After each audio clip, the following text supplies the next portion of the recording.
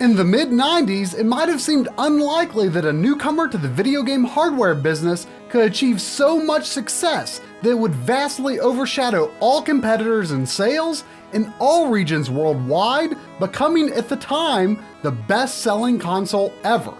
As the major players began to prepare for a new console generation, expectations were especially high for Sony's vision of gaming in a new century. The PlayStation 2 went on to sell even more than its predecessor, which means there are a lot of PS2 systems, a lot of PS2 games, and a lot of PS2 fans. But TV technology is very different from what it was at the height of the PS2's popularity, and nowadays people are often disappointed by their favorite games looking a lot worse than they remember. So, how to get a better experience with your PlayStation 2? Welcome to RGB210.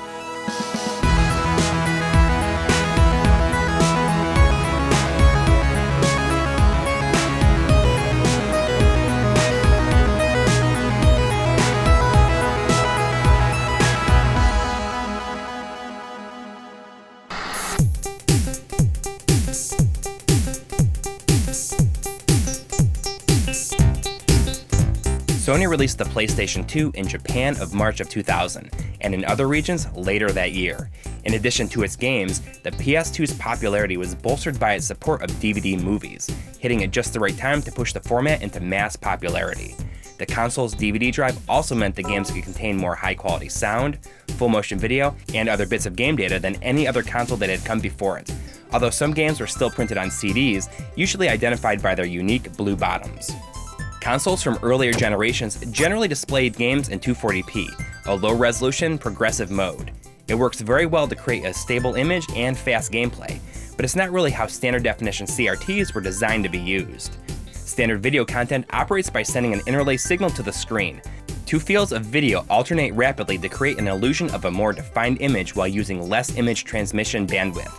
In NTSC regions, like North America and Japan, the standard was to display 480 interlaced lines at 60 fields per second, 480i. In PAL regions, 576i. During the previous generation, Sega Saturn, PlayStation, and Nintendo 64, many developers dabbled with 480i, often using it for title screens, menus, or occasionally in-game graphics, but 240p was still by far the most common resolution. Ironically, it wouldn't be until the Dreamcast, PS2, Xbox, and GameCube, the final generation to be primarily standard def, that CRT televisions would be utilized to their fullest extent, and 480i would become the dominant standard. The vast majority of PS2 titles output exclusively in interlaced form. We'll primarily refer to it as 480i since we're showing NTSC region consoles and games. If at all possible, be sure to watch this episode in 60 frames per second, because the correct look of 480i cannot be shown without it. There are a small handful of 240p titles. Eco is probably the most famous, but there are several others, such as the Mega Man X collection, certain NIS titles, and more. And if you have the right cables for it, a number of PS2 games are designed to support 480p, and a very select few even have an option for outputting an HD resolution of 1080i, although typically upscale from a lower base resolution.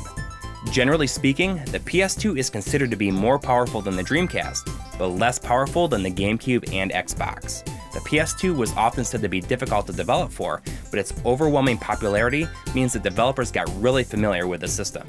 Understanding what makes the PS2 hardware special should give us a greater appreciation for how its games look, and to help with that, we brought in a good friend of ours, John Linneman from Digital Foundry.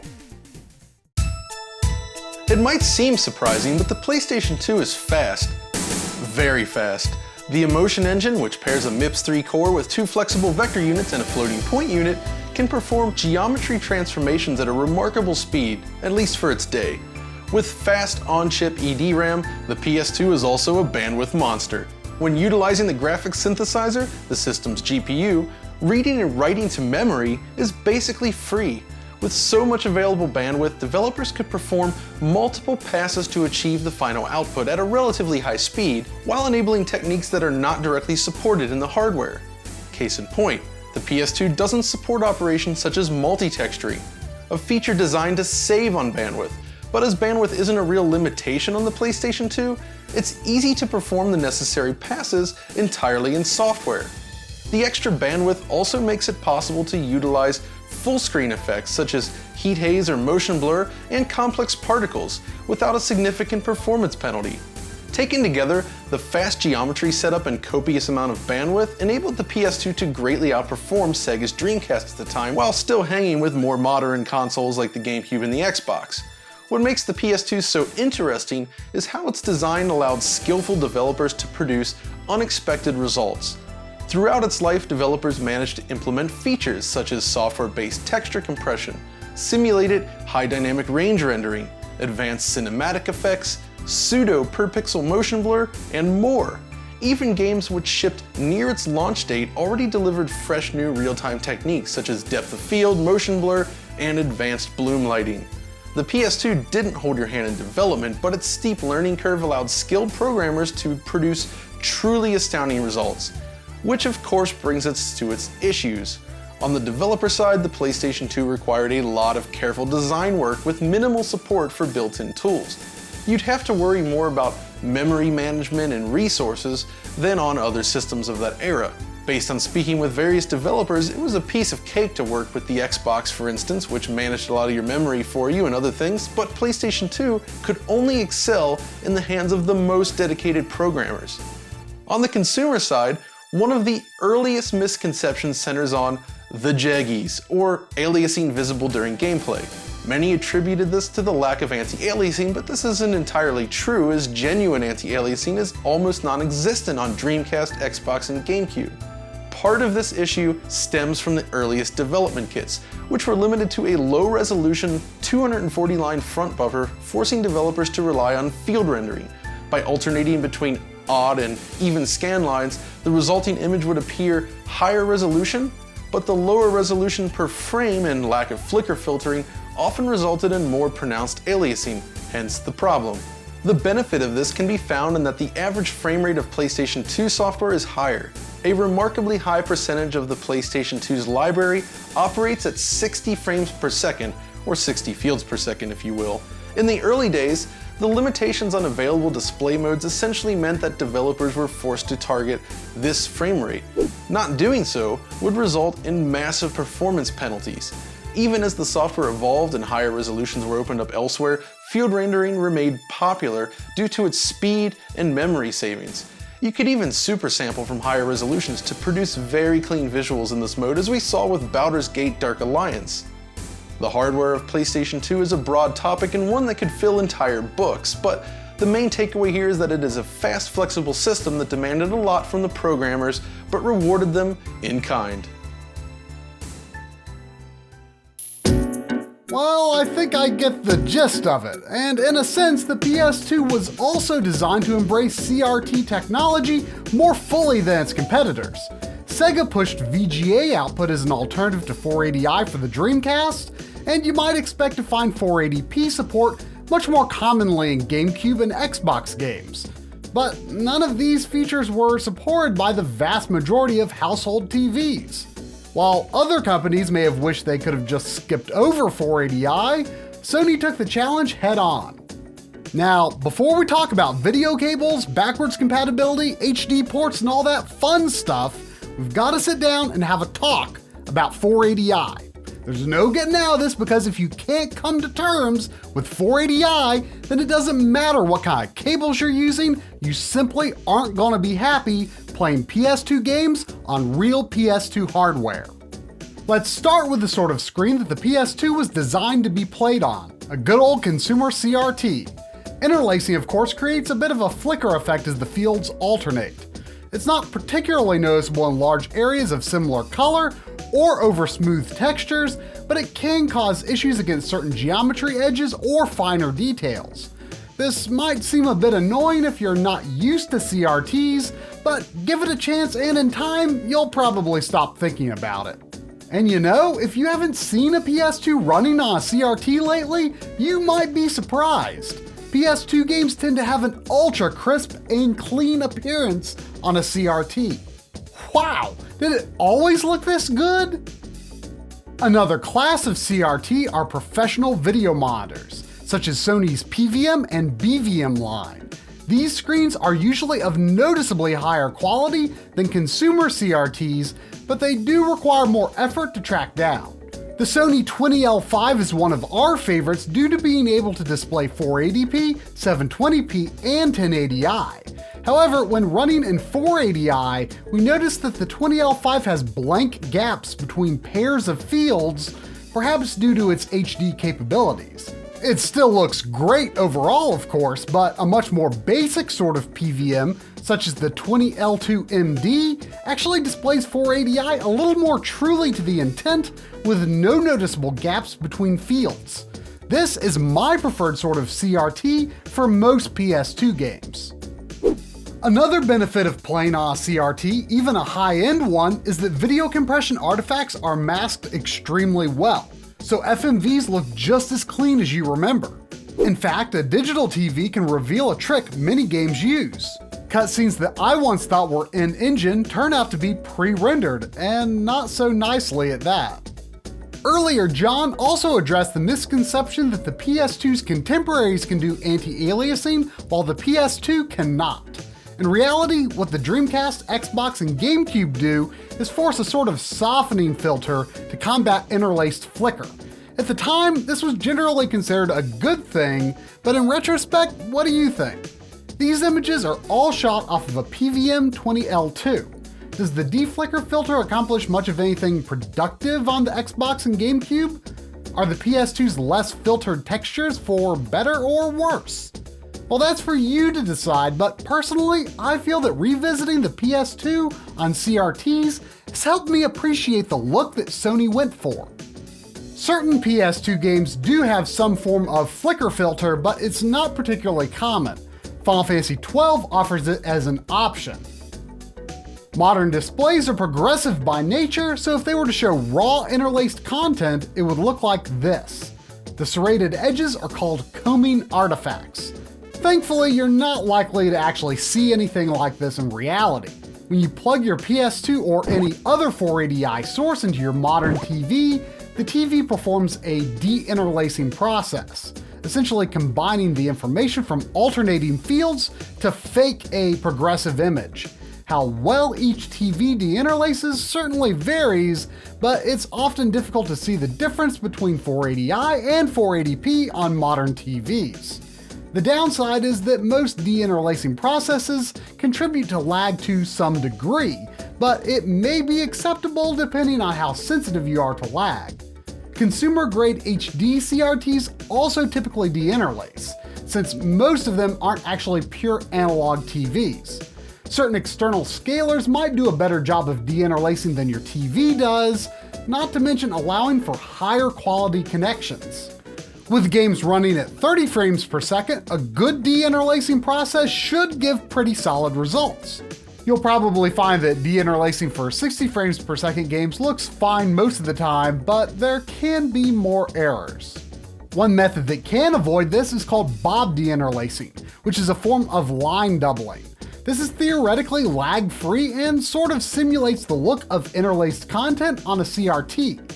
It's a little weird, but not bad if you can get used to it. Bob deinterlacing is used by the open source scan converter. We'll talk more in depth about how the PS2 behaves with certain video processors later in the video. But let's face it, 480i is really low res compared to what people are used to nowadays. There are tons of HD ports of PS2 titles, and of course there's emulation too, but if you want to play a game on real PS2 hardware, the first step is accepting what you've got to work with. And in most cases, that's 480i. The PS2 was made for a world filled with CRTs after all, and in that context it can look absolutely amazing.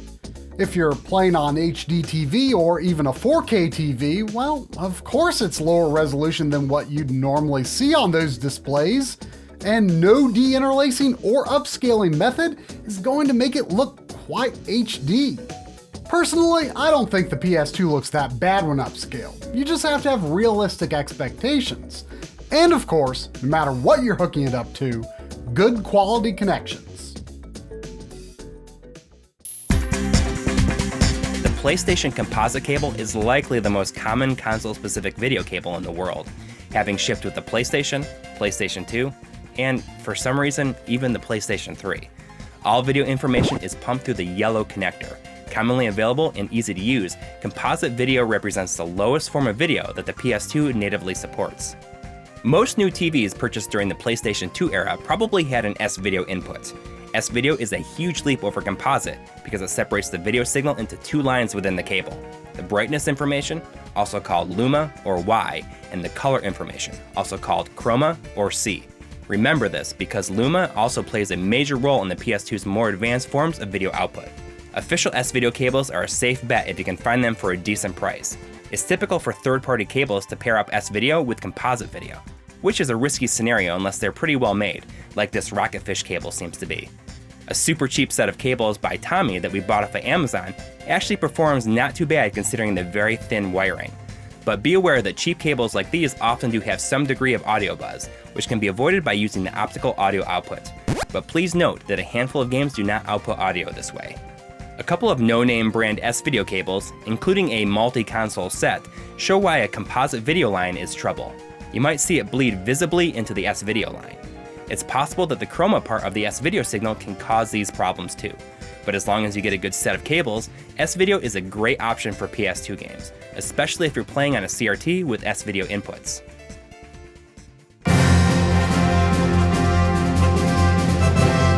If you want things to look just a bit crisper, plus have the option for resolutions higher than 480i, then you need to look into Component or RGB, and this is where things get a lot more complicated.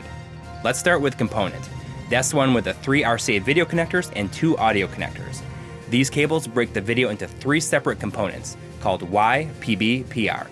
Again, Y here stands for luma, while PB represents the difference between blue and luma, and PR is the difference between red and luma, leaving the green picture information to be inferred by what's left over. That means that the green connector, Y, doesn't directly have anything to do with green. In fact, it's the exact same luma signal that travels down an S-video cable, which also means that it carries the sync pulses. You can test this out for yourself because you won't get a coherent picture at all without the green plug. In addition to looking a bit cleaner, the greater bandwidth of component video makes it possible to run higher resolutions such as 480p. While some games, such as God of War, Shadow of the Colossus, and Gran Turismo 4 helpfully put resolution options in their configuration menus, other games don't make it as obvious that a progressive mode is supported at all, sometimes requiring something weird like holding X and triangle while the game is booting up. For more information, check out Wikipedia's list of PlayStation 2 games with an alternative display mode, but it might not be 100% reliable. Note that in some games, 480p may run at a lower color depth, bringing along with it visual artifacts like dithering, making it debatable whether 480i may actually be the superior choice. God of War and Radiata Stories both look clean in 480p, while others, such as Suikoden 4, just have a dithered look regardless of whether you're in progressive or interlaced mode. Even Gran Turismo 4's 1080i mode is impacted. But on the flip side, the 1080i mode exclusive to the Japanese version of Valkyrie Profile Samaria doesn't look dithered at all.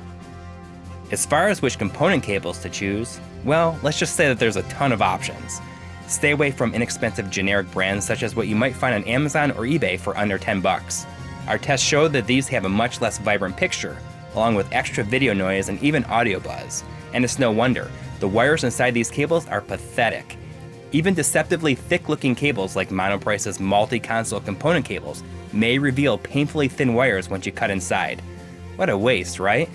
The internal shielding on official Sony component cables is at least adequate, with completely acceptable results. Sony themselves released several revisions of their component cables over the course of the PS2 and PS3 generations, all of which work just fine on any PS2 system. You can identify most official component cables by the Sony branding on the connector. Monster cables, infamous for their high prices, are nonetheless at least reliably well shielded and high quality, making them a popular choice. Again, numerous revisions marketed as PS2 or PS3 cables were developed.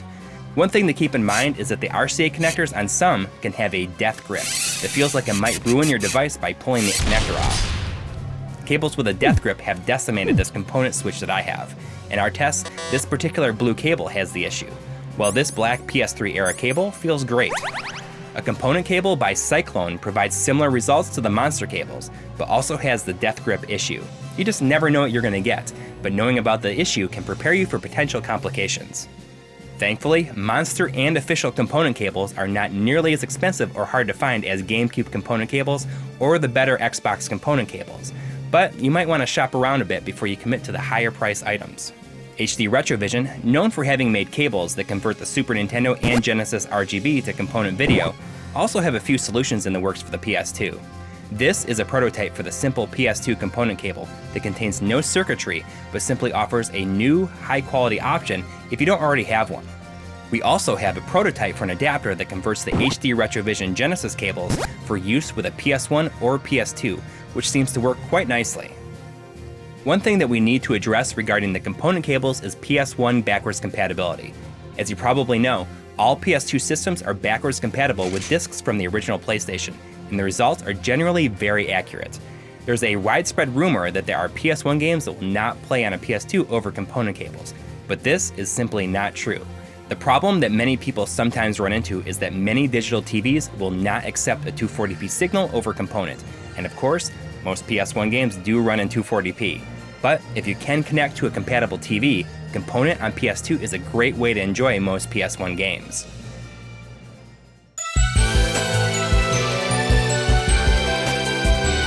So what about RGB? Is it better than component? Well, I think the first thing you should think about is which is simpler to use in your setup. There are some hoops to jump through when it comes to RGB on the PS2, and it may or may not be worth it to you. RGB is of course red, green, and blue being sent through their own lines inside of a cable, usually with a sync signal on a different line. The typical cable for RGB on most retro consoles uses a SCART connector. This is a European wiring standard, but is compatible with any PS2 console. The less common Japanese equivalent, called JP21, is also an option, but be sure that the devices or converters that you plug your cables into are designed for SCART or JP21. Don't mix and match because the standards are not cross-compatible. It's also important to know that SCART is not inherently RGB. It was designed to be a simple, all-purpose analog AV connector, and some SCART cables may in fact only be composite quality. Something to keep in mind is that technically PS1 and PS2 RGB cables are not intended to be designed exactly the same way. The PS1's AV output capacitors are not for RGB, requiring the cable to have at least 220 microfarad capacitors to properly drive each video line. The PS2, on the other hand, has sufficient capacitors for RGB directly on the motherboard, meaning that equivalent capacitors in the cable will actually diminish the performance of the signal.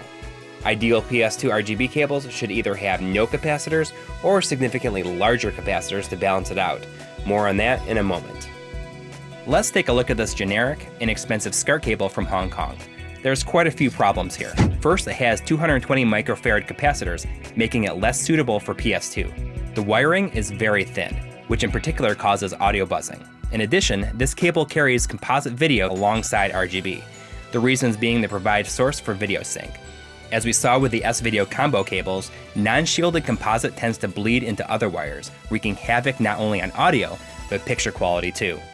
This is why it's important to remember that Y, the Luma line, also includes a sync signal.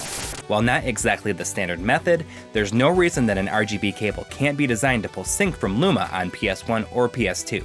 This method is called Sync on Luma. Unlike composite video, Luma doesn't contain any encoded color information, which is the primary source of noise artifacts when running composite video along RGB video lines. Hence, it is much easier to use Sync on Luma to achieve clean results, and is absolutely the cable that you should buy in most cases. No PlayStation Series console has a dedicated sync signal, called C-Sync, but sync stripping circuits installed inside certain cables can generate a C-Sync signal from Luma if Sync on Luma happens to be incompatible with your equipment. We tested out PS2 cables from two manufacturers who specialize in SCART cables for retro gaming. The Florida-based eBay seller, Retro Console Accessories, is now focusing on a new website, retroaccess.com. Here, you can buy their newest PlayStation cables, which have been considerably upgraded recently. PlayStation cables from Retro Access previously had 220 microfarad capacitors, which is on spec for PS1 and passable for PS2, but not quite ideal. The newest cables are now equipped with 1000 microfarad capacitors to split the difference, resulting in a universal cable that is suitable for both PS1 and PS2. All cables sold are wired for Sync on Luma, or C-Sync by way of a sync stripping circuit. A more robust coaxial cabling upgrade is available if you have a need for it, such as if you're worried about noise when passing through a switch box. But in our experience, it may not be critical for PlayStation consoles. The UK-based Retro Gaming Cables has similar offerings. However, they specifically sell cables as PS1 or PS2, so be sure you're buying the right one for your console. The PS1 cables have 220 microfarad capacitors, while the PS2 cables have no capacitors. The specific cable we're looking at here is the C-Sync cable for PS2 with the sync stripping circuit. There's no particular advantage to using C-Sync instead of Sync on Luma, so choose it only if your equipment specifically requires C-Sync. If needed, Retro Gaming Cables also offers a cabling upgrade called PACKAPUNCH, but we haven't had a chance to test it for ourselves. As a bonus, if you're a fan of GunCon games like we are, then both sellers offer their own versions of light gun compatible RGB cables. It's a common misconception that GunCon games must be played with composite video due to its required video pass-through connection, but really all it's looking for is a sync signal. Note that Retro Gaming Cables version, which has the sync jack molded into the connector, will require an RCA extension or the pass-through adapter that might have come with your GunCon 2, while the pigtail of the Retro Access version can reach around the front. With any of these cables, you can play Time Crisis in high quality, and let me tell you, it is a beautiful thing. In addition, if you have the pass-through adapter and want to use component cables, all you have to do is connect the GunCon to the green cable and you're good to go. Just remember that these traditional light gun games only work on CRT televisions. The PlayStation 2 requires that you manually select YPBPR or RGB. In the system configuration, go down to Component Video Out and choose the correct option. The wrong choice would either screw up the colors or you might not see anything at all. If you've got a blank screen and need to navigate the menu to fix this, reset the console with no disk inside, wait several seconds for it to fully boot up, then hit down, X, wait 2 seconds, down, down, down, X, right, X. Which finally leads us to the big question. Which is better, component or RGB? There's a widespread belief that the PS2's component video output is of somewhat poor quality, but our tests seem to suggest that as long as the quality of the actual cables are high, any meaningful difference between the two is pretty hard to see, even across multiple console variants. Again, the more important consideration is, which is more convenient for you? When it comes to ease of use, 480p might be the deal breaker for some people. Despite what you might think, 480p is totally possible with RGB over SCART, but the PS2 uses a bit of an obscure method for it. If higher resolutions are activated while in RGB mode, the PS2 turns off the usual composite and Luma sync pulses, and instead sends sync only down the green line. This is called sync on green, and to be honest, it's a bit of a pain. If you're lucky enough to own a high-end professional monitor that supports 480p, like the Sony PVM20L5, then you can use sync on green over RGB, but you'll have to manually switch the external sync to internal sync, and back again when you're done with your 480p game. The open source scan converter, which is increasingly becoming our preferred upscaling solution if used with a compatible HDTV or 4K TV, also supports sync on green. When switching to 480p mode, you'll have to toggle the input from RGBS to RGSB. Unfortunately, the XRGB Mini FrameMeister, which is by far one of the most popular upscaling solutions, does not support sync on green. You can use external boxes like the Extron RXi to convert sync on green to a format that the FrameMeister can accept. Another hassle with sync on green is for those with automatic SCART switchers. Typically, these rely on detecting a sync signal for auto switching, but since sync isn't in the usual spot, they'll switch away from the PS2 as soon as 480p is activated. In the case of the G-SCART, you can get around this by plugging the PS2 into port 8, which is the default if no other input is detected. Unfortunately, this method does not work with the newer G-SCART Lite, and currently no workaround has been developed. Don't be confused and think that a C-Sync SCART cable will solve sync on green problems. All that does is turn sync on Luma into C-Sync. Sony did make an official Linux kit for PS2 that included a VGA cable, which, again, is hamstrung by sync on green. Even if sync on green happens to be compatible with your favorite computer monitor, you'll never even be able to see 480i content with this sort of setup. A recent development that shows some promise are internal PS2 mods being worked on by Citrus 3000 PSI, which may provide a simple and inexpensive way to use C-Sync instead of sync on green. We have not yet had a chance to see the results for ourselves, but if RGB, 480p, and convenience are all important to you, then keep an eye on this project. 480p and other resolutions can be forced through certain homebrew methods. Years ago, an unlicensed disc called HDTV Exploder was available, though apparently it was not considered to work very well. Today, the simplest way to tinker with resolutions is with a multi-utility called Free McBoot. You can buy memory cards on eBay with Free McBoot pre-installed, which include an application called GSM. Simply press square, select, and start to force the system into 480p. Note that this works only in certain games. Some games look great when forced to 480p, while others may have inconsistent aspect ratios. So while it's a neat tool for certain games, it's sadly not something you can always rely on. You can also force systems into HD resolutions, but since it doesn't change the internal render resolution, there's really no reason to. So you can see why we say that to enjoy the PS2, you kinda need to accept that 480i is a fact of life. Select games have excellent native 480p modes, and those are great to enjoy when you can, but by and large, count on playing the vast majority of games in 480i. Component and RGB both provide pretty great results, and we don't think you should worry too much about whether one might be better than the other, as long as you buy good quality cables.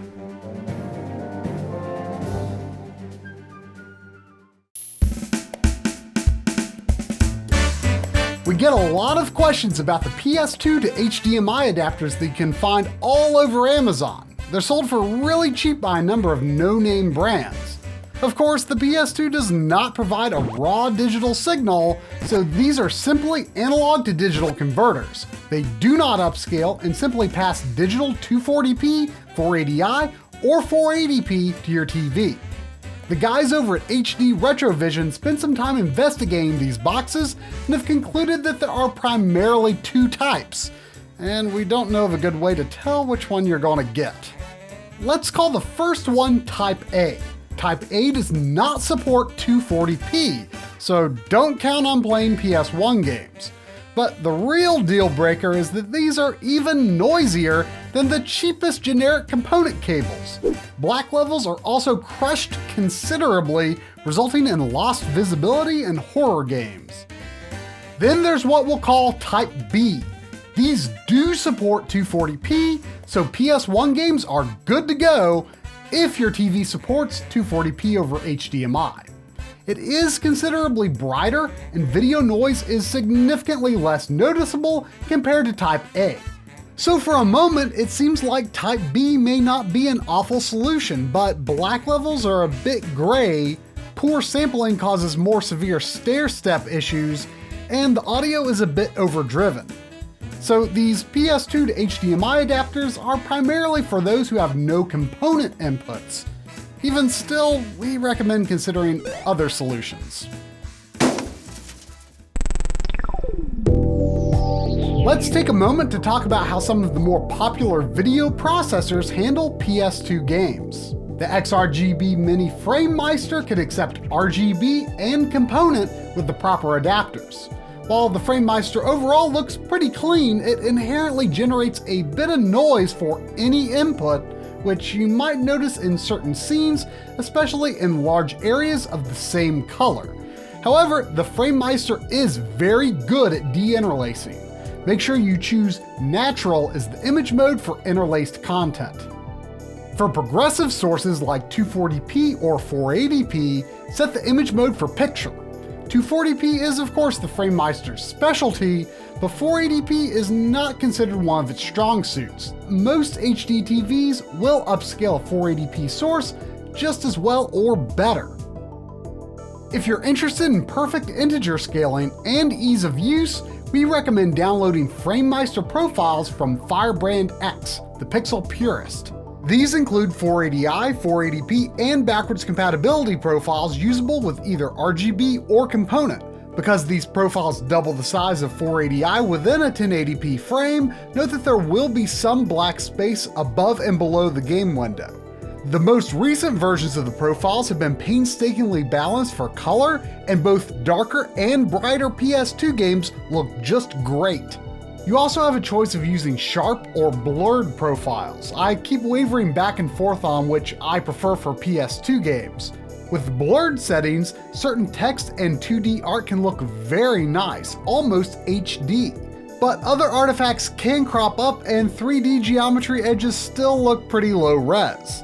John Linneman recommended to us more of a middle ground scaler setting that we've also really taken a liking to. A variety of FrameMeister scaling styles have been used throughout the episode. Which do you prefer?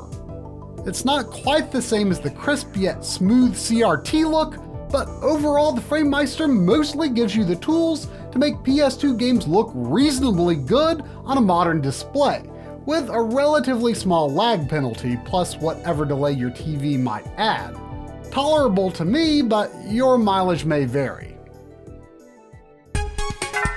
The most exciting alternative to the FrameMeister is the open source scan converter, or OSSC, developed by a Finnish engineer who goes by Marks and sold at the UK-based Video Game Perfection.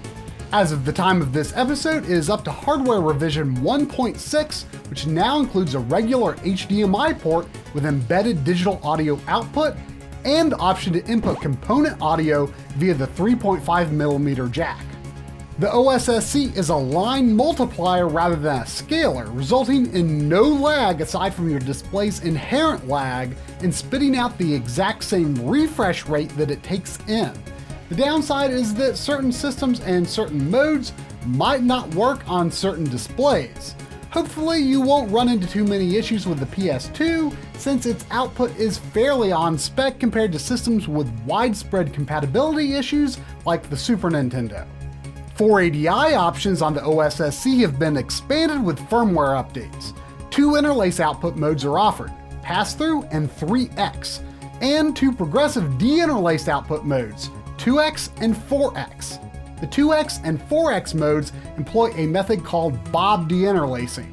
In this implementation, it line doubles or quadruples each field, which, if you were to look at it frame by frame, gives it a pixelated look. In motion though, it kinda looks like interlaced flicker on a CRT. At times, the bob technique is very effective, while at others it may be a bit distracting. However, if you prefer the look of your TV's internal deinterlacing process, then you can simply use the pass-through option to send a digital 480i signal to your TV instead. I'm a bit unsure how I feel about bob deinterlacing myself, so that's definitely a handy feature. We have unfortunately been unable to test the interlaced 3x mode due to compatibility issues. With 480p content, the OSSC's default option is a straight pass-through of 480p as digital output. However, there is an interesting alternative, which is a 2x mode that outputs 480p as 960p. If your TV doesn't mind the weird resolution, then the result is ultra sharp. Though whether you prefer this over the softer 480p pass-through is totally up to you. Among the OSSC's greatest strengths are the quality of its analog to digital conversion, which does not add any apparent noise that's not caused by your cables, and its color handling, which is incredibly accurate. If you're curious about more budget-friendly upscaling options, watch RGB210. If your main problem is simply not having any component or SCART inputs on your TV, then generic upscaling boxes or the GBS 8200 actually offer decent performance for 480i content. Suppose you feel compelled to spend yet more money. We've been getting questions lately about the M-Cable Gaming Edition by a company called Marseille. This is an HDMI cable with active circuitry that claims to improve image quality through anti-aliasing with virtually no lag. Considering anti-aliasing pretty much doesn't exist on PS2, we decided to go ahead and buy one to test out for this episode. Well, I can't deny that what we're looking at here is pretty darn interesting. The way that edges are smoothed over can sometimes give certain parts of the image a painted or smudged look, especially as characters or objects are farther from the camera. Output from the M cable is 1080p, and some scaling artifacts may be visible. It also messes with color a bit, but what do you think? Is it overall an improvement? Again, remember that the source is still really low res, so even if much of the image looks smoother, you will still see plenty of crawling edges. They'll just look a bit different. Of course, the PS2 went through numerous revisions over the course of its life, but we've seen little evidence to support significant visible variations in the quality of video output from system to system. Comparing a relatively early unit to various other models, including slim units, they all seem to perform similarly enough across various scenarios. The bigger considerations when it comes to choosing a PS2 system is reliability and hardware accuracy. The disk drives and launch window consoles have a tendency to fail earlier, while 39,000 and 50,000 series systems have a reputation for still working like champs. Japan got a unique PS2 system called PSX, which includes some DVR and video editing functions, but sadly we've heard that they aren't particularly reliable. There even exists an LCD TV with a PS2 built into it, sold only in Europe at a budget price. In 2010? It's hard to believe it would be anything special, but sadly there's not much of a feasible way for us to test one. Modding guru Voltar tells us that the first Slims, the 70,000 series, are essentially perfect PS2s in miniature. The same chips as a 50,000 series fat model, but on a radically consolidated mainboard. Soon after, Sony removed the main chip that handles PS1 backwards compatibility, the R3000, and replaced it with an emulated solution. The trouble is that not only does this make PS1 playback a bit less accurate, but PS2 games could also use the PS1 hardware for minor functions, which means PS2 gameplay can be impacted in some situations. I've personally used a 90,001 Slim quite a bit in recent years and never encountered any obvious issues, but it is something to keep in mind if you're a stickler for original hardware.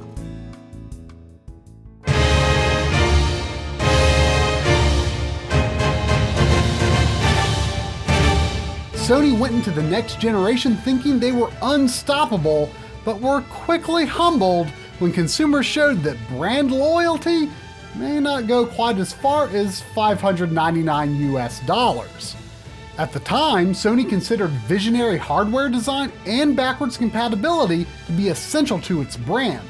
So, the PlayStation 3 launched with the PS2's Emotion Engine CPU and graphics synthesizer on board. PS2 game functions that were originally handled by the PS1's R3000 chip were moved to the PS3's cell processor.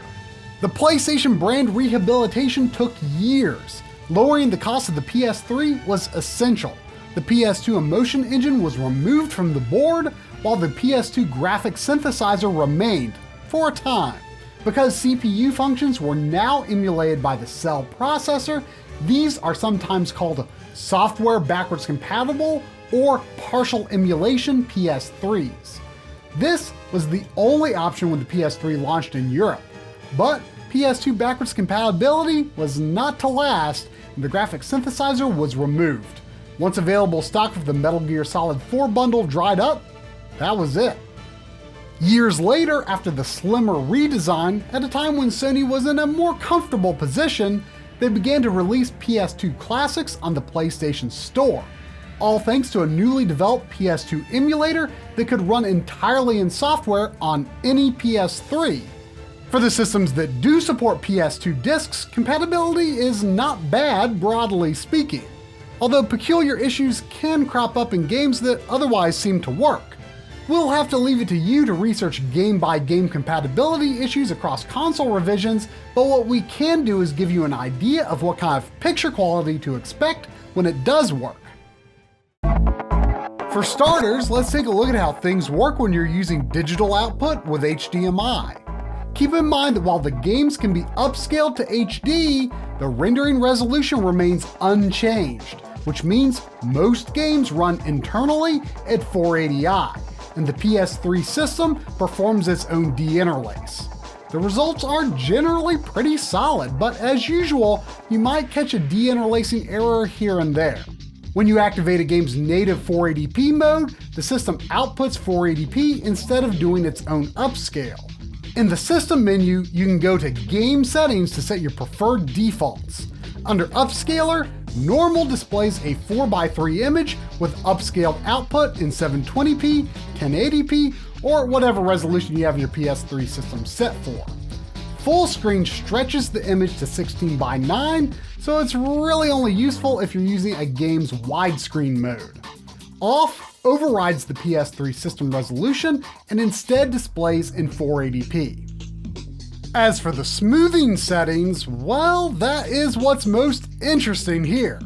With smoothing off, results are just about what you'd expect. It's similar to the best we can manage to get with RGB to the FrameMeister from a real PS2. So what happens when you turn smoothing on? Amazingly, I'd say it cleans up the image considerably. Aliased edges are smoothed over reasonably well. There appears to be absolutely no sharpness penalty. Personally, I can't see any reason not to use the smoothing function, and I believe it offers a tangibly improved image over FrameMeister scaling. But do launch window PS3 consoles and partial emulation consoles produce the same visual results? The answer turns out to be not quite. For one, partial emulation systems turn in a wider aspect ratio. Some circular objects appear more round, but we're not positive whether it would be considered more accurate. With smoothing off, results between consoles otherwise appear similar. But the most interesting thing is that for the partial emulation system, turning smoothing on seems to make the image not only cleaner, but also crisper. The launch system's result tackles aliasing a bit more comprehensively, but both offer what is in my opinion a clear visual improvement.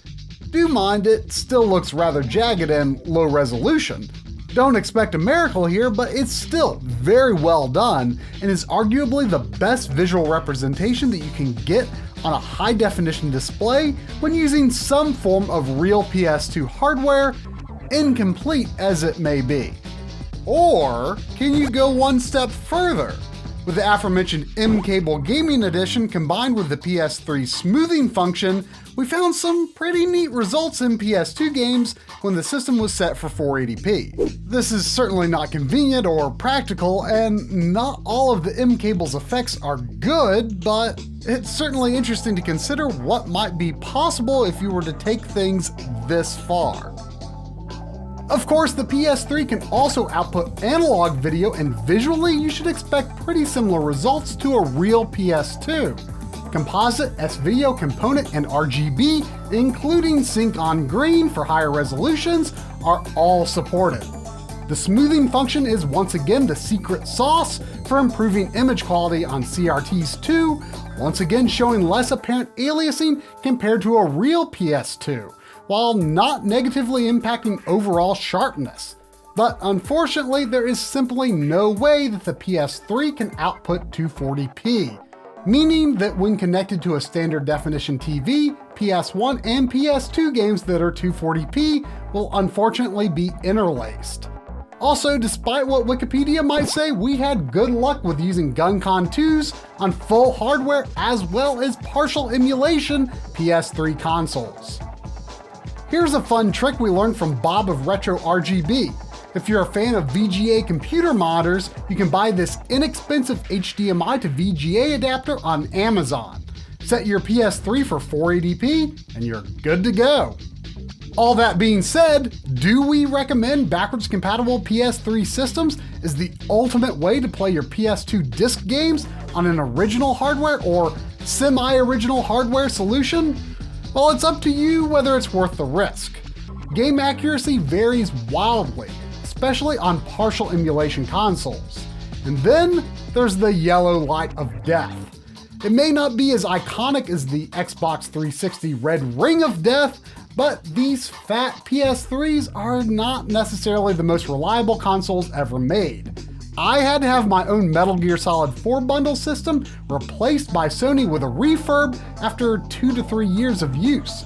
And now I primarily use a slim model just because it feels like a safer long-term bet. And anecdotally, friends who have tried to have so-called repair services fix their dead fat PS3s have not had lasting success. There is also, of course, the question of lag. Our tests lead us to believe that there is no difference between full hardware and partial emulation PS3 consoles in this regard, and that smoothing has no effect on lag. However, analog output to a CRT appears to be not as responsive as a real PS2, although more technical testing should be done before drawing firm conclusions. We have to give a big thank you to My Life in Gaming viewer Scott Davis for letting us borrow his launch PS3 for this episode. Scott also wanted us to let you know that if you enjoy digital audio formats like DTS, they will not work over HDMI while playing PS2 games, SSX3 for example. You'll just have to choose a different audio mode or else you won't hear anything at all, or connect with an optical audio cable. As for the PS2 classics that can be purchased and downloaded for play on any PS3 system via full software emulation, again, don't expect a bump to HD. The emulator setup may vary on a game-by-game basis. For instance, the lack of deinterlacing errors in Contra Shattered Soldier suggests an internally forced 480p, but this is not the case with Maximo. Compared to the 1080p output of hardware-based backwards compatibility, the maximum upscale for PS2 classics tops off at 720p. Unpleasing scaling issues can crop up, like the jagged text box edge that simply isn't visible with any other method of playing Persona 4. And while this may not fairly represent PS2 classics as a whole, this obvious visual glitch in the first scene leaves a bad impression.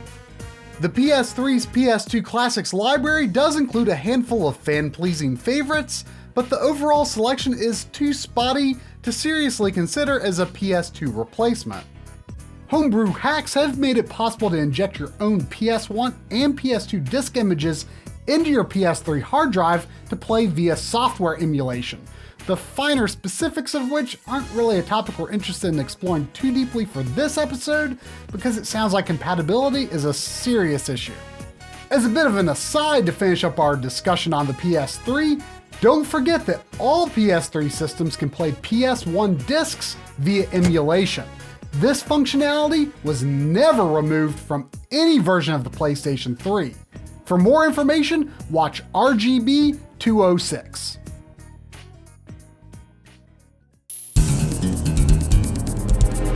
Sony took a very different approach when designing the PlayStation 4, which resulted in an impressively optimized but ultimately very normal PC-like architecture. Given the very particular design of the PS3 cell CPU, backwards compatibility was ruled out. Sony also omitted PS2 and even PS1 emulation, marking a sharp turn from the PlayStation tradition. But in late 2015, Sony began to trickle out digital downloads of PS2 classics for PS4, running on a new software emulator. There are a number of benefits over the PS3's PS2 classics. Most obviously, the internal render resolution has been increased very noticeably, although perhaps not as much as you might hope. According to Digital Foundry, it's just north of 720p. For the purposes of viewing on a high-resolution display, it's hard to deny that this is visually an improvement over PS2 hardware, but aliasing issues hold it back from being a more ideal presentation. Digital Foundry's frame rate analysis shows very interesting results, with the emulations on PS4 typically performing better than the original PS2 hardware. But definitely don't expect perfectly smooth results by any means, even with boost mode on PS4 Pro. Also note that we've heard about 50Hz issues on PAL region releases. As always with emulation, you aren't going to get a perfect recreation of every effect. Other issues may also arise, like the occasional audio stutter we heard in Rogue Galaxy. You could also make the argument that higher res 3D graphics don't blend so well with the original 2D assets, or a level of detail that was originally designed for standard definition TVs, making for a less cohesive presentation. I mean, yeah, it's great to see some of these games get a re-release, but there are also some strange choices. For example, Jak and Daxter ironically enough has a proper HD port for PS3, and the emulated version on PS4 just doesn't feel as clean. Speaking of HD ports, while they have plenty of detractors, it's been one of our favorite gaming trends. With modern games having so much going on and assaulting your eyes with so many granular details, sometimes a good old PS2 game in high resolution is just the break you need. When properly handled, HD ports, or remasters if you prefer, have more potential than straight up emulation because the developer can go back and tune the game to suit the new hardware that it's running on. A higher level of detail can be pushed further out, where the highest resolution textures available might be implemented, or even redrawn in some cases.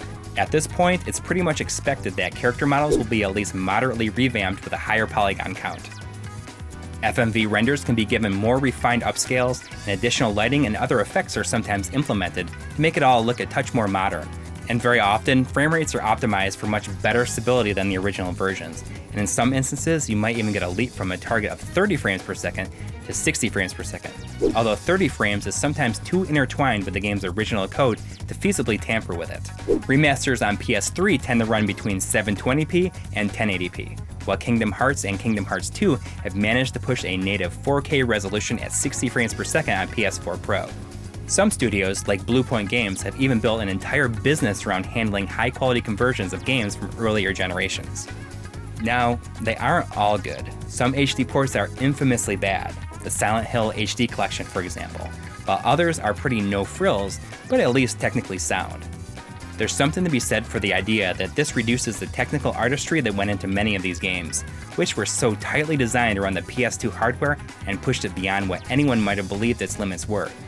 Luckily, it feels like a very significant portion of the PS2's most iconic games have already been remastered, sometimes with multiple ports already. But what if you want to see what Dragon Quest VIII looks like in HD? Seriously, why does this game still have no HD version?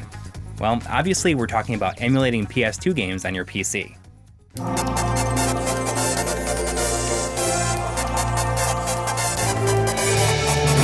Emulation is changing every day thanks to dedicated communities that have worked some really impressive magic. That said, we aren't super tuned in to the scene ourselves, and don't pretend that we are. The particulars of emulation could fill entire videos themselves, which is better left to the real emulation experts, so this is just a quick look. In the world of PS2 emulation, PCSX2 seems to be the biggest game in town. It's open source and completely legal in and of itself. It does require the PlayStation 2 BIOS to run, which they can't legally distribute, but they do provide you with the tools to extract the BIOS from your own PS2 console via homebrew. Typical of emulators for disc-based consoles, you can run your own copies of the game straight from your DVD drive. PCSX2 seems to have brought the state of PS2 emulation to a much higher level in recent years. They tout very high compatibility, easy controller support, resolutions beyond 4K, and plenty of graphical options.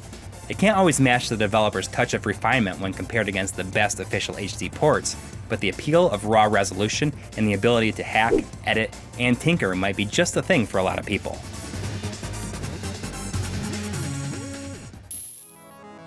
Final Fantasy, Metal Gear, Devil May Cry, Ratchet & Clank, Kingdom Hearts, God of War, Okami, Persona, Shadow of the Colossus.